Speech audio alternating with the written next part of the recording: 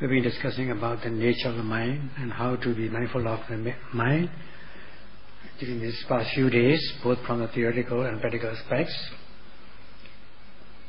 And so whatever mind arises, whatever mentality arises, whether it may be pure or impure, whether bad or good, good or bad, whatever arises obviously will be noted as such with the precision, energetically, using the driving force. That does activate your mindfulness. If you are not mindful, you will be ignorant. You will not know the true nature. Now you are mindful, you see the true nature of these objects noted. So, noting what is obvious in the mind is Chitta-Nupassana Satipatthana, mindfulness of the mind, or Chitta-Nupassana Viharati. One dwells, being mindful of the mind as such, as the mind as mind. Contemplating means repeatedly developing and practicing, and it has these essential qualities, namely Adapi, Samajano, Satima. Adapi, arduousness. Being arduous, you are mindful and fully aware. Being activating energy with the application of energy, Adapi, Adapa, ardent energy, you activate mindfulness so that you come into possession of the deep mindfulness. Thus, the mindfulness will be sustained steadfastly. And then we'll know the nature of the mind noted. As much as you activate mindfulness, you fall calm and collected on object of attention, thus bringing about samatha, tranquility, or serenity, or samadhi, concentration. So whether it is a wholesome mind or unwholesome mind, good mind, bad mind, pure or impure, just try to activate mindfulness as an object arises in the mind, or a mind object arises, so that one will be free from raga and dosa.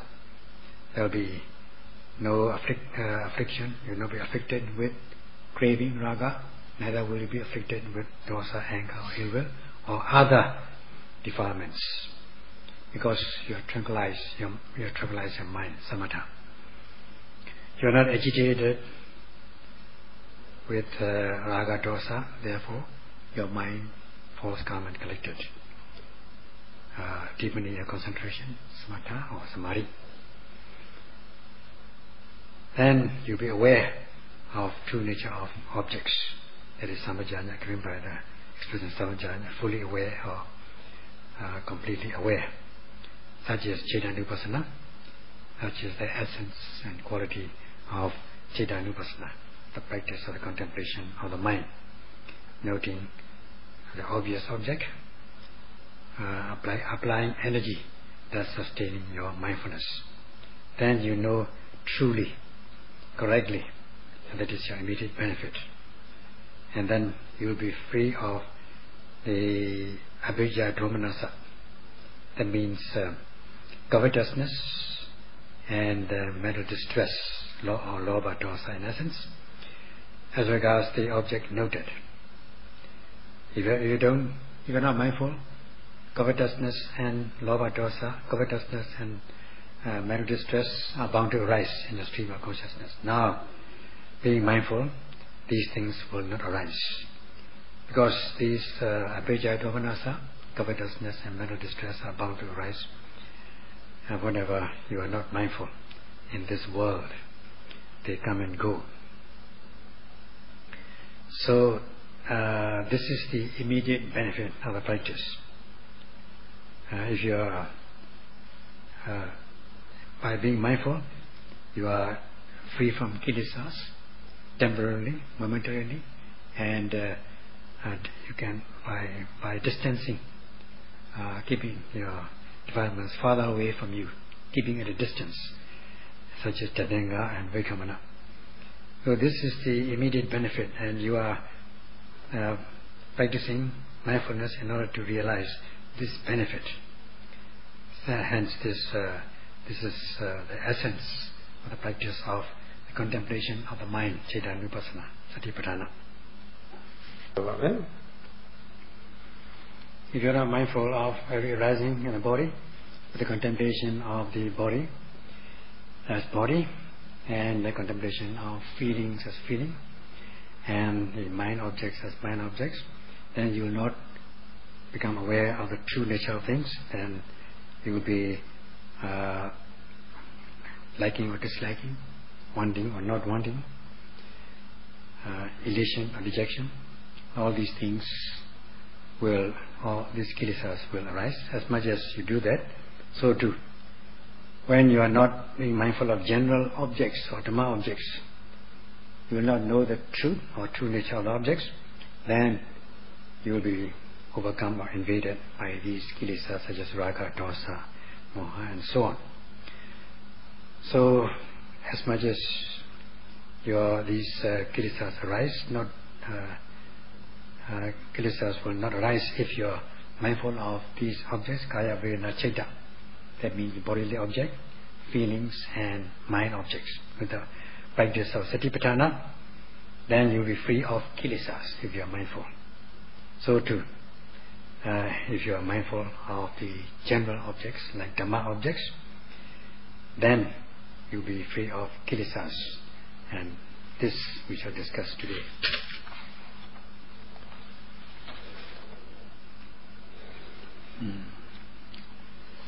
This is all the Buddha has said regarding the mindfulness of the Dhamma or general objects. Dhammesu Dhammanupasi Viharati. This is the expression as given by the Buddha, and this is how the description is given as regards this Dhammesu, objects of attention, Dhamma objects. It also comprises these past aggregates or past objects, bodily objects, objects of the body, feeling, perception, and consciousness. All these aggregates are also involved. The 5 aggregates are involved. They are treated as Dhamma objects.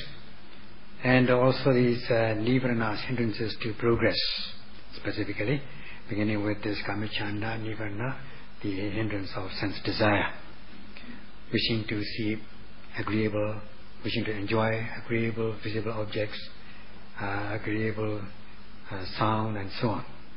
Such are the Dhamma, such are treated as Dhamma, and they are the objects of attention.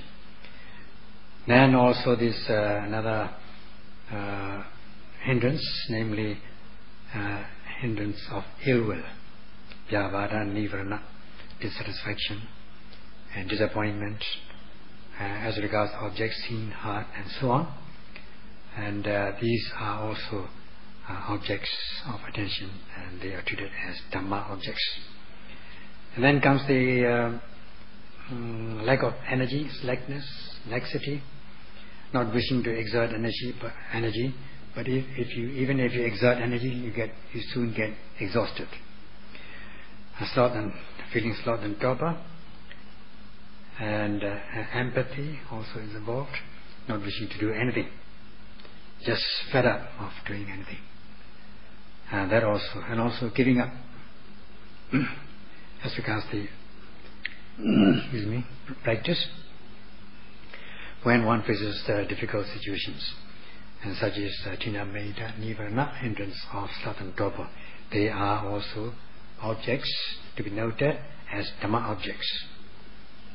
Then comes restlessness and worry. That is, when you are noting, you are not, in terms of practice, your noting mind is not coherent with the object to be noted.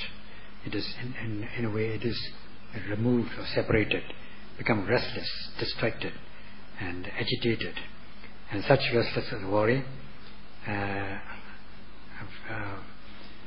this udecha kokucha in Pali, skeptical doubt, and restlessness are treated as Dhamma objects.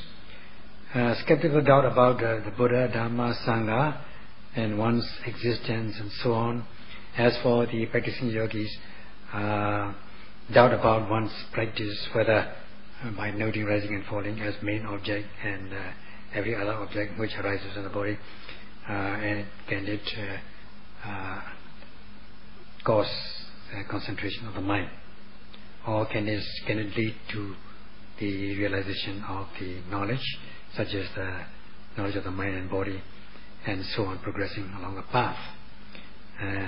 Are these correct or not? Is it correct or not? Can we cultivate insight knowledge and realize the real ultimate peace and happiness with the practice? Are we doing the right thing or not? Such are the skeptical doubts which can arise, known as Vicikecha Nivaranas. They are also objects to be noted, and they are treated as Dhamma object, general object. And then these base elements comprising eye, ear, nose, and all that sort of thing, they are the basis. And then the striker element, the objects, the external bases which strike the internal base, giving rise to ignition element, consciousness, and so on. All these elements are also treated as Dhamma objects to be noted, and they are considered as Dhamma. Then we have this, among these Four Noble Truths, so we have this, the truth of suffering, Dukkha Satya, which comprises everything actually. The whole body is truth of suffering. And then what is the origin? The origin of suffering, a craving, treated as the Samudaya Satya, the truth of the origin. And these are also treated, given as Dhamma objects to be noted. And if you're not able to activate mindfulness as regards these objects as they arise at the moment of arising, then you will not be aware of the true nature of these objects noted. So these Dukkha Satya, Samudaya Satya, truth of suffering and the truth of the origin, are the objects to be noted, and they are treated as Dhamma objects. And the third and the fourth truths, such as namely Nibbana and Megha, the path, the extinction and the way to extinction are not treated, not shown as objects to be noted, because they have not yet arisen in the yogis. Such things as Megha, Phala, path and fruition are not treated as Sankhara, objects, conditioned phenomena, and they are not to be noted. Only you're concerned with the worldly, mundane, lokiya, dhammas, objects, such as the Dukkha Satya, Samudaya Satya, as Dhamma. And the local use we call this is natural manner, natural activities, original or natural activities. And then there are also other things, they are mixed with other things.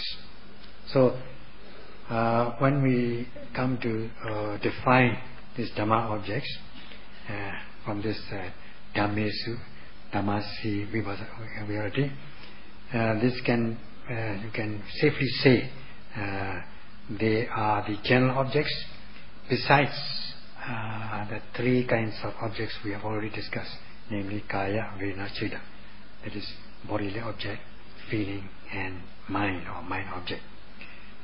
Besides these objects, all objects besides these, except these three, are treated as general objects or Dhamma objects to be noted as given in the Dhammesu, Dhammasi Viharati.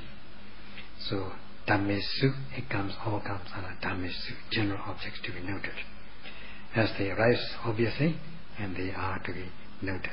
Such is the description.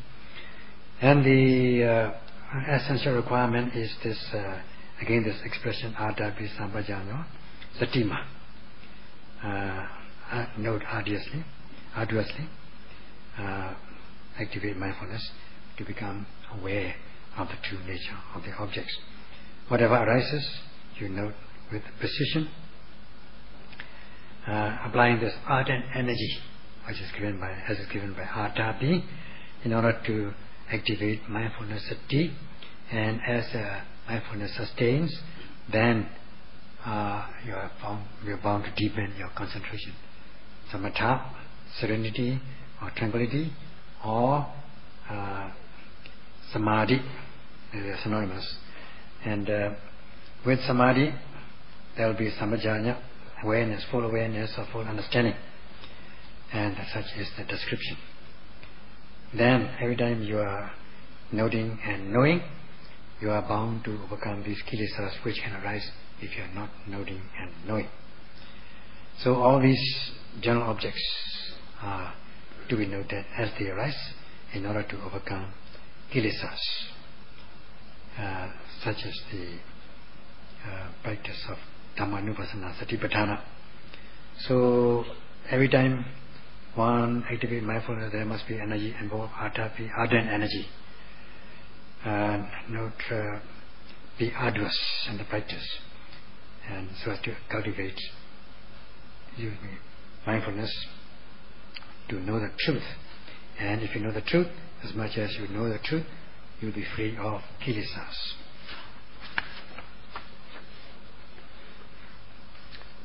Where does it begin? All in all, the objects of attention, to summarize, are four, namely kaya, objects arising in the body, and then feeling or sensations, good, bad or neutral, and then whatever arises in your mind objects, citta. Then we have this Dhamma, the general objects we just discussed. These are the four objects of attention, noting as they arise obviously. If you are not mindful of its arising with the method of Satipatthana, then you will not be aware of the truth. But just if you are not noting, paying attention to the truth of suffering as the truth of suffering, then you will not know the truth of suffering as the truth of suffering. You will not know its nature. Hence, dukkha aññānam, that is, not knowing, being ignorant of the suffering. Now, because you are not mindful of these objects, Dhamma objects, as they arise, of the dukkha sajja as it arises. Now this expression aññāna, you are not knowing the truth, the opposite of knowing or knowledge is unknowing or ignorance. And there are two kinds of ignorance: not knowing the truth as such, simple unknowing, and knowing, not only not knowing the truth, but knowing in a wrong way, misperception or misconception. So just like you suffer from cataract, if you have cataract, then either you will not see things at all, as your cataract has matured and in a serious condition. Either you will not see at all, or even if you see, you'll be seeing wrongly, not the truth. Now, not being noting and fully aware of the truth with the practice of Satipatthana as regards every arising object, you become ignorant.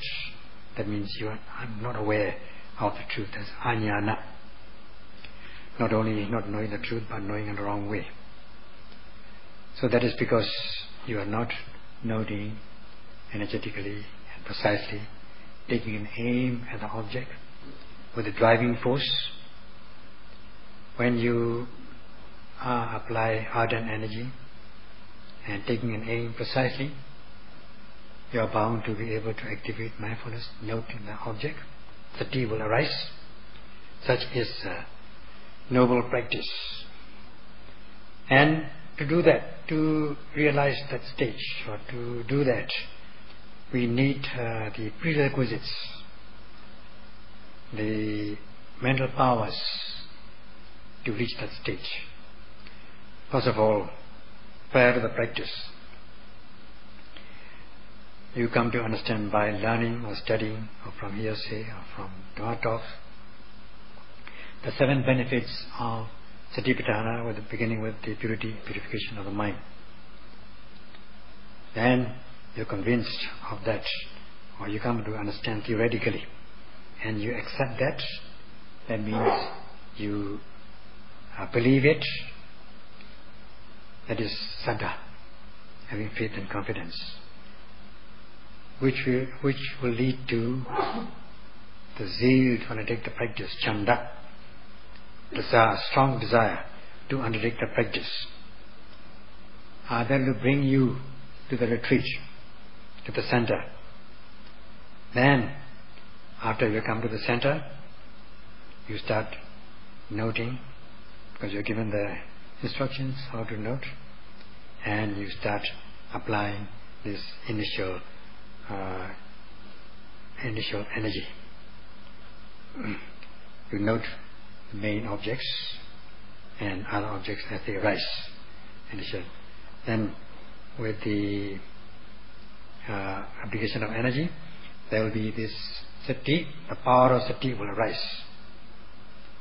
If you apply energy, driving force, to drive your noting mind to the object, then with the proper aiming, your mind is bound to be anchored on the object. So there will be first sati, and as much as you activate mindfulness, you will not be agitated or afflicted or excited by these craving, raga, attachment, or dissatisfaction, disappointment, dosa. You will not be excited, you will not be agitated, you will not be moved, not afflicted.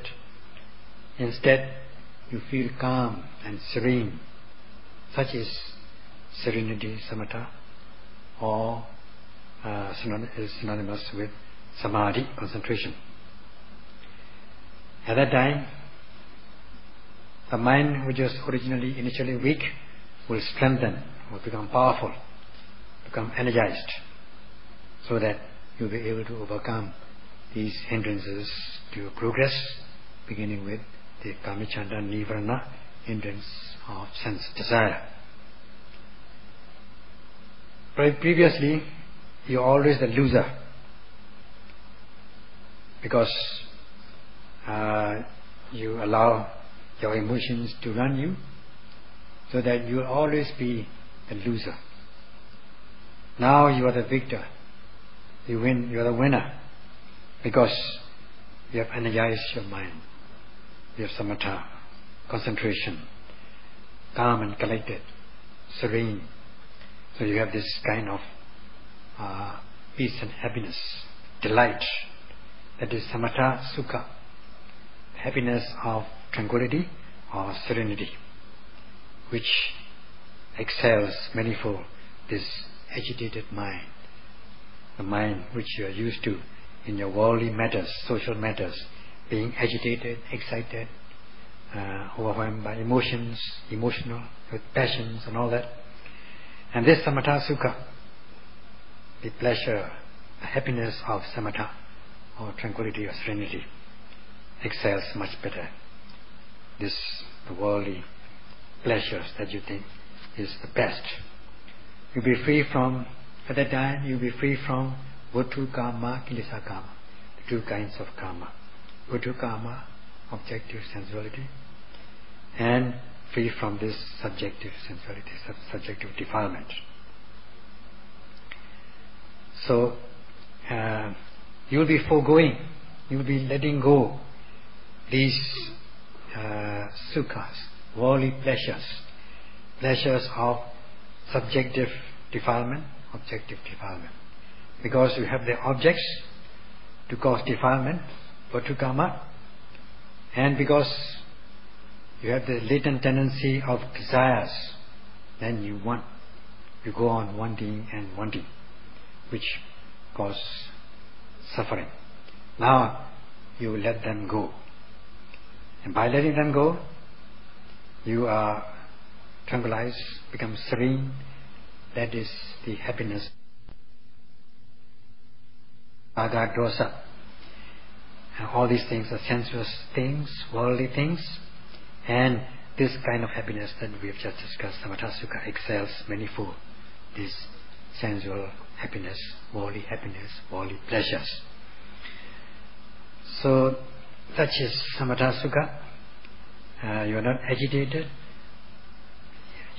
So far you've been thinking that the worldly pleasures with excitement, seeing ever new things, are real pleasures, but they are deadly, they are fatal pleasures. Now you know, you come to experience this kind of pleasure, samatha sukha. This kind of sukha is happiness with purity, pure mind, without any excitement, without any defilement. This is also known as nekkhamma sukha, happiness of renunciation, or emancipation, or liberation. Continuing the practice, progressing along the path, knowing, understanding the conditionality of these mind, body objects and the universal marks of existence. And especially when you come to the fleeting momentary nature of experience, that is seeing the fleeting way of objects noted, then you're bound to attain the real happiness, happiness over happiness.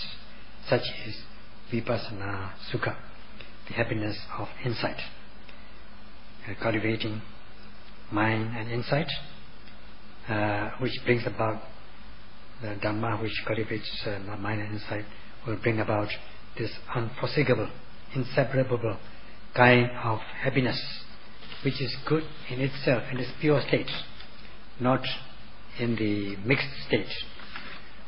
Because in the worldly affairs, worldly pleasures, they always come in mixtures, not in the pure state. Here, this Vipassana sukha, insight, happiness of insight, comes in its pure state, not mixed with anything else. So, all in all, we can say that both samatha sukha and Vipassana sukha, happiness of serenity and insight, can be said as nekkhamma sukha, happiness of renunciation. So this nekkhamma sukha excels manifold this sensual happiness or worldly happiness. Once you come to this stage, you will not shrink back or withdraw or run away from the retreat because you cannot continue and things like that. There is no such thing. You will not run away. Instead, you will only advance. Possession of this happiness of renunciation, because you have renounced this sense of pleasures, you have renounced the worldly pleasures, kama sukha, parisaga. You have renounced them. You have let go these worldly pleasures. That means worldly pleasures, which is made up of these 5 causes of sense of pleasures, such as agreeable visible object, agreeable sound, and so on.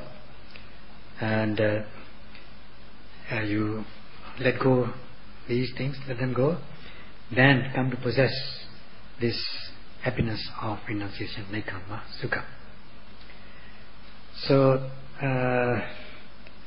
with the practice, you come to possess this nekkhamma sukha, achanta santi, which is the ultimate happiness,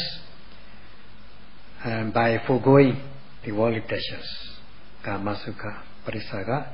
The result, the benefit, the reward is coming into possession of the happiness of renunciation, nekkhamma sukha, parigraha. As for the majority of people, when they being used to these worldly pleasures, only when they will go after agreeable objects, desirable objects, pleasurable objects, such as visible objects, form, sound, and so on, seeing them, enjoying them, hearing, tasting, touching, and they think that these are the real pleasures, and day in and day out they enjoy such pleasures. They feel very good, and they think it is life. Such is life. Such is the world. That's why we are living. We are living to enjoy life. That's how they understand. They understand so much. And such is the kind of happiness which is concerned with sensuousness. Is experiencing, but experiencing the senses. Sense pleasure, sense experience. Seeing good things, hearing good sound and things like that. All these sensual pleasures, 5 causes are sensual pleasures. And these are sensuous experiences. Sometimes you enjoy them in a normal way, sometimes more than a normal way, in an extraordinary way. Over-enjoy, have a lot of fun, as is given in this chain of dependent origination, Phassa, Paccaya, Vedana. With contact as condition, there arises this feeling. And only when you come into contact with the object, there will be this feeling, in this case feeling of good feeling, well-being. Otherwise not. If you come in contact with bad objects, then there won't be any good feeling, there will be only bad feeling. You feel very bad, unpleasant. In this way, these objects that you confront, that you face or enjoy in everyday life is always mixed. They will never come in this pure state. Even if they come pure, they are always mixed with raga. You are agitated with lust or craving or attachment, excited with it, such emotions. At times there will be this negative emotions, dissatisfaction, and being upset, and disappointment, and being arise. So all these, the kind of happiness, pleasures that you are getting is not much, but the suffering that you have to invest is much more, although you may not realize it. In order to enjoy something, you got to work a lot, work your way towards that pleasure. There's much suffering, much pain, and little pleasure. But the majority of the people think that they are the real pleasures of life. But they are pleasures, no doubt, in a way. But they are deadly pleasures. They are harmful pleasures. The fatal pleasures. And in this way, one ends one's life. And such pleasures are known as Vedayita Sukha, sensuous pleasures. That is, when you experience these by way of senses, that is a sense of seeing, sense of sight, sense of hearing, and so forth, as you agreeable objects, or you sometimes call them 5 causes of sensual pleasures, kamagunas, and in this way you think that they are the real pleasures, that is known as Vedayita Sukha in Pali, sensuous pleasures. That's how I translate. And then how about no senses, no sensuous pleasures? If you don't see happiness that you can, you think if you don't see anything, if you don't hear anything, or taste or touch anything, then you are losing happiness. You think you are losing happiness. Actually, that kind of happiness is agitated, excitement, emotional happiness. That's very tiring, very exhausting. When there is there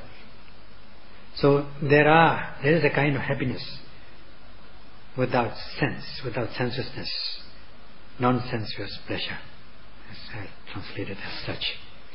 Calm pleasure, tranquil pleasure, which excels your excitement, happiness with excitement. This is the real happiness, known as Avedita Sukha, the opposite of the Vedita Sukha. Without coming into contact with any sense objects, but you are gaining pleasures. You are happy, you are experiencing pleasure, but not actually experiencing like you experience the senses, but you are having pleasure without any contact with senses, free of raga, dosa, craving and aversion. Pleasures with the extinction of the rising and passing away of psychophysical phenomena, mind, body. In other words, it is known as synonymous with Santi Sukha. Pleasures of the ultimate peace, which is the real peace. And not thinking that such pleasures are pleasures, or one spends time, all the time, with pleasures of the senses, kama guna, sense pleasures. And then, if you think that these are the real pleasures, worldly pleasures are the real ones, and if you come, although you leave the social world because other people are going, meditation becomes a fashion, people go to the retreat to calm their mind. Why not me? Why not I go? Because my neighbor is going, let me go. That sort of thing. Meditation becomes a fashion in the West and the world, not in the West, only not in the West, but all over the world. So that I must meditate, otherwise I'm not, I'm not keeping up with the times. I'm not a modern person. I must meditate, at least sit. So if you do that, just with that concept, leaving the social world, coming to the retreat, you will not gain anything. Only thing you have left the world, social world. You will not get this jhanic pleasure, the pleasure of absorption, jhana. You will not gain this pleasures of insight, vipassana, and pleasures, vipassana, insight pleasure, pleasures of vipassana.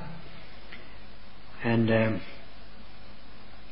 you will not be able to enjoy these pleasures of insight, knowledge.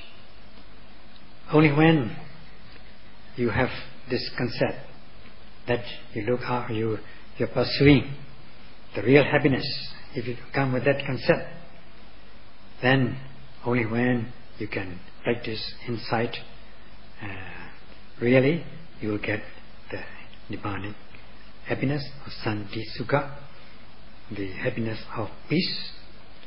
Otherwise you will be just, you will drown, or you will be sunk, you will be mired in the mud of these five causes of sensual pleasures. And what will you get? You will get sensual happiness, happiness of the senses. You will not get this happiness of peace, santi sukha, or happiness of non-sensuousness. And you will not advance. You will not you will not go any step better, higher than this excited emotional happiness. Allowing your emotions to run you, giving way to greed, hatred, lobha, dosa, not controlling your mind, not practicing restraint of your faculties, even holding wrong views sometimes, and becoming deluded, stupid, not being able, if you're not able to control your mind, then how can you control your physical and verbal behaviors? Thus you will be led to transgressive, obsessive defilements. As Putujanas, ordinary worldlings, ordinary beings, we say that ordinary beings, Putujanas, are thick with kilesas, without being able to control it. That is given in the text.